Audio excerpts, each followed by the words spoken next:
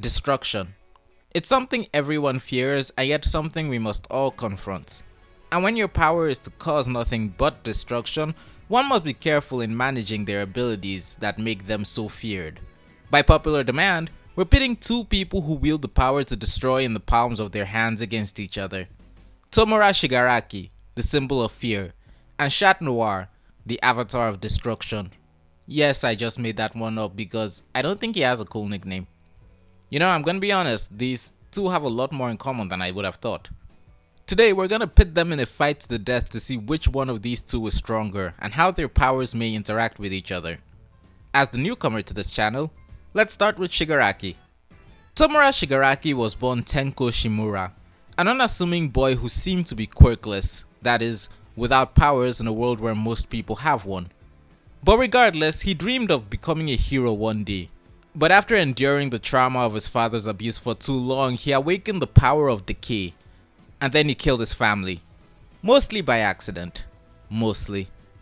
After that, he was taken in by All For One, the most dangerous villain in the world, who took great pleasure in shaping him into a new symbol of fear that could tear down hero society. To that end, he was made the leader of the League of Villains, a ragtag group of criminals he would grow into a threat to the nation and the world. For that, Decay was a perfect ability, giving Shigaraki the power to turn anything he touches into dust. But that's only how it appeared at first. Decay's true power allows him to extend it from what's being touched to anything that's touching that and beyond, creating a wave of destruction capable of devastating a whole city. At this point, Decay is so powerful that there's even a backlash that can damage him when he's using it. But while Decay remained Shigaraki's go-to power, as the story went on, he would go on to gain many more abilities. As part of his scheme to become a demon lord, All For One arranged for Shigaraki to be enhanced physically and given a copy of a different quirk. All For One. Yes, he named himself and this quirk the same thing. This led to a few different changes. For starters, Shigaraki's physical stats were amped to the point of being on par with All Might in his prime. On top of that, as a result of the quirk singularity, his body began to mutate massively, giving him the power to adapt to his situation and creating hand armor around him for greater defense. It also increased his range and attack options by creating massive waves of flesh and hands from his body that allowed him to devastate things even more. His mutation also comes with adaptive growth, which means that he gets stronger as his body forcefully adapts to the situation he finds himself in, and if not defeated quickly enough, even without his quirk, he's still a massive threat. Yet, all that pales in comparison to the power of All For One. This is a quirk that allows Shigaraki to steal and use the quirks of others, as well as bestow those quirks onto others.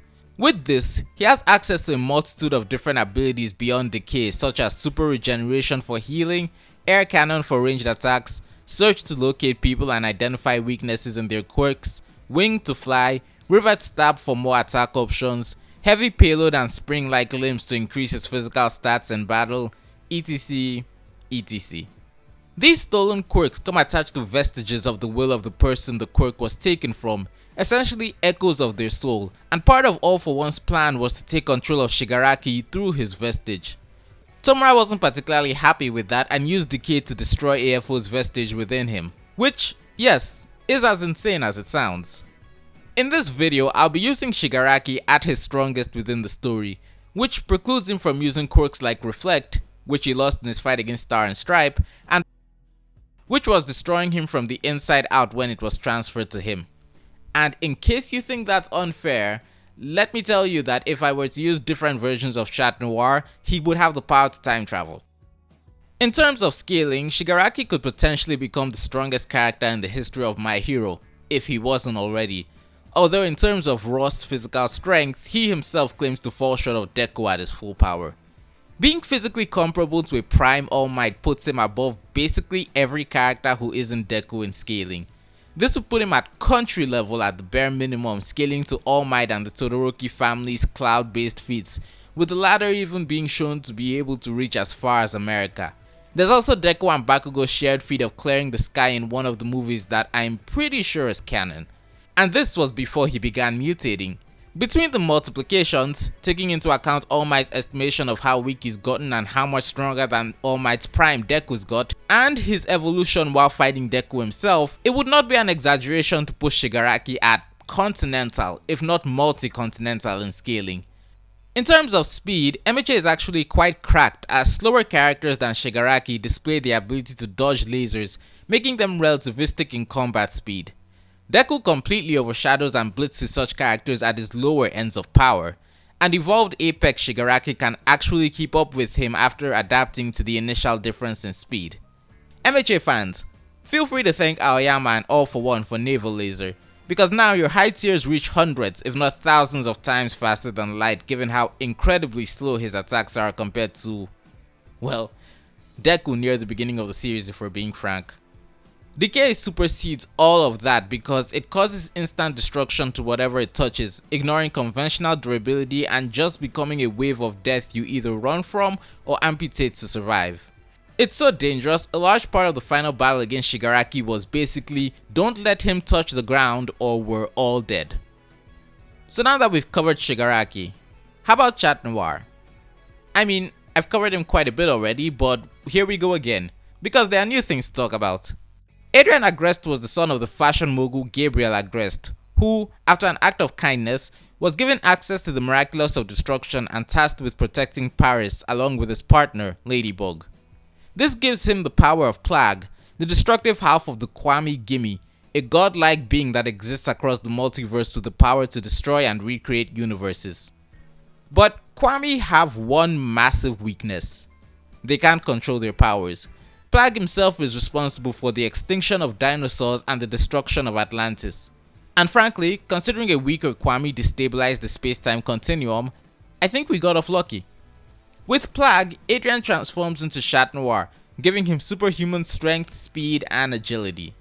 His main power in this form is Cataclysm. This gives him the power to destroy anything he touches with his right hand.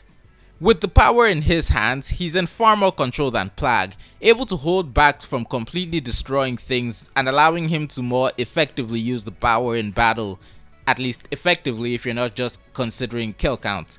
Cataclysm can destroy physical matter, energy, and even the borders of a pocket dimension. If Chat Noir can reasonably touch it, he can destroy it. And yes, it does affect living things, as we see in Chat Blanc and with the aforementioned dinosaurs. After the season 5 finale, he can use the power as many times as he wants without detransforming. I know I just said it, but I'll say it again for the person who's gonna leave a comment about it anyway. After the season 5 finale, he can use his power as many times as he wants without detransforming. However, there have been changes since the last time I scaled Chat Noir. He's gained two notable abilities.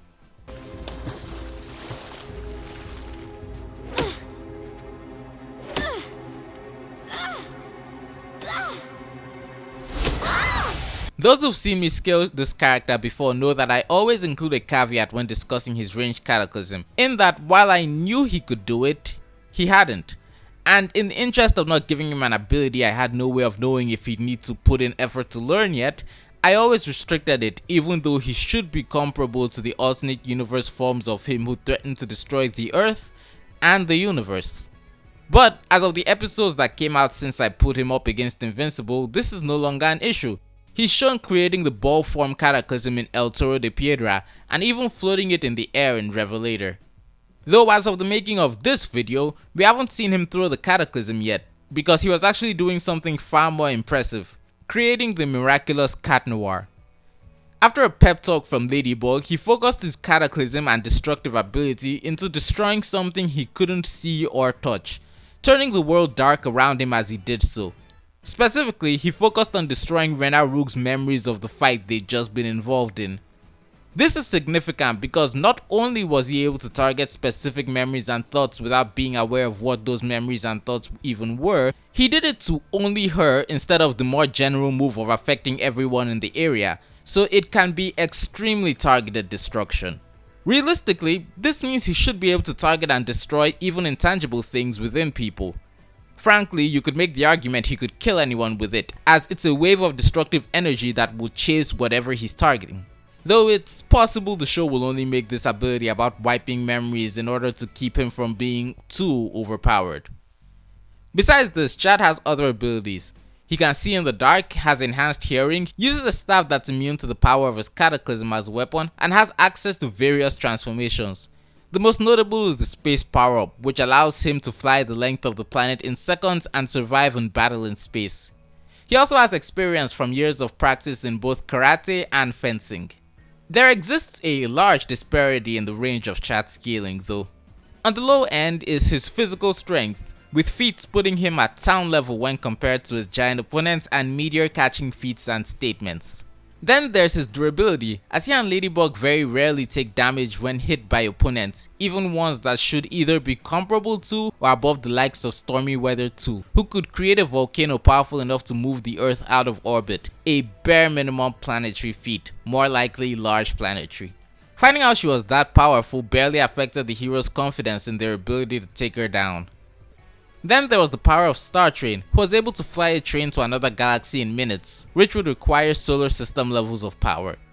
Which brings us to the next stat, speed. Chat Noir is able to move and block lasers using his staff at a rate that would put his combat speed at about 100 times the speed of light. However, the high tiers of Miraculous' speed scaling come from Star Train's speed in flying to another galaxy, and the ability of the Horse Miraculous to fire ahead of it, potentially putting Miraculous abilities in the billions of times the speed of light range. And then there's Chat Blanc, an alternate version of Chat Noir that had his limits removed, which you'll notice is basically what he is right now in Season 6, who could dwarf the entire Milky Way galaxy in seconds with an attack that grew at 1.5 trillion times the speed of light. The real hitter though is, of course, Cataclysm. This ability scales in potency to Ladybug's power to fix space-time and even Gimme's ability to destroy the universe. Claw Noir was able to threaten to destroy the entire planet with a giant Cataclysm ball. This makes it quite notable that Chat can survive taking a hit from Cataclysm, though that can be chalked up to the fact he's wearing a Miraculous suit, which have shown resistances to the ability. It will slowly turn the person affected to dust from the inside. So, with all the cards on the table, who wins? Okay, it's Chat Noir, but let's actually go into this. Speed is obviously the biggest difference between the two, both the speed of their destruction and their combat speed. Chat Noir has scaling in the headache tier of speed that would make it impossible for Shigaraki to touch him, but if you don't accept those feats, Shigaraki is like tens of times faster than him. And the rate of destruction is notable. In MHA, Shigaraki's ability to destroy seems instantaneous, but characters have been shown to be able to run from it, and the one time it's given a speed statement, he estimates it'll take at least a few days to destroy Japan by touching it, given that he thinks it'll take him less than a week to pull off, but he still refers to that as a unit of measurement. Now, I think he was underselling himself there, but compare that to Cataclysm's destruction of a galette bigger than the Earth in the span of a few seconds. But that raises the question, if they touch each other at the same time, what happens? Well, we've seen that Miraculous suits can resist being hit by Cataclysm to the point where even after being hit by an opponent who had no reason to hold back, Chat only had to worry about a few bruised ribs for the rest of the fight. Shigaraki's own quirk can damage him when he's using it. And all things being equal, Decay is simply inferior to Cataclysm, which represents the concept of destruction in the universe. Each Kwami represents a concept, and a concept can only exist once in the universe. I am Gimme, the Kwami of reality. I am everything that was, is, and will be. The only thing Decay has been shown to be able to do that Cataclysm hasn't is soul damage against vestiges, and Cataclysm has recently been shown that it can be used to target memories. Even if we generously equate both abilities, Shigaraki still has the disadvantage. With his evolved form and all the hands that grow out of him as a result, he could detach anything Chat touches and even use Decay at a distance from his main body, as long as his opponent doesn't have the ability to throw giant balls of destruction at him from a safe distance. Oh, wait. Yeah, despite how their powers have evolved since they first got them, Shigaraki still needs some level of contact to use his power. Chat Noir can throw spirit bombs of destruction from space and say goodbye to the whole planet if he completely lacked morals or a sense of self-preservation. Narratively, this difference actually makes sense. Shigaraki's story is about building himself up to become a threat to the whole world. Chat Noir was given the power to be a threat to the whole world on day 1 and has to hold himself back because he doesn't want to hurt people. Shigaraki's other abilities don't make too much of a difference in the face of Chat's durability and ability to fly. The highest end scaling of Shigaraki's power only just begins to enter Chat Noir's tier of durability. Even search probably won't help as it seems to target quirk factors when locating people and Chat just does not have one. Plus, Chat has the miraculous Cat Noir. At bare minimum, this means he can erase anything Shigaraki learns while they fight from his mind. He could potentially erase Shigaraki's memories of his own abilities. If he figures out what quirks are, he could even target and erase those while they're inside Shigaraki, although that's definitely asking too much of him. But if you subscribe to the Shigaraki has faster combat speed school of thought, suddenly having his memory erased will definitely stagger him enough to get hit by a ball of destruction the size of a bus. Between the difference in durability and ability to survive destruction, and the fact that Decay is inferior to Cataclysm in pretty much every way, regardless of who you think has the speed advantage, Chat Noir is fully capable of winning this fight before anything can put him down. Shout out to my patrons, A and Skyman. What are your thoughts on this fight? Tell me in the comments below, and while you're down there, don't forget to hit the like button and subscribe for more content. Thank you, and good day.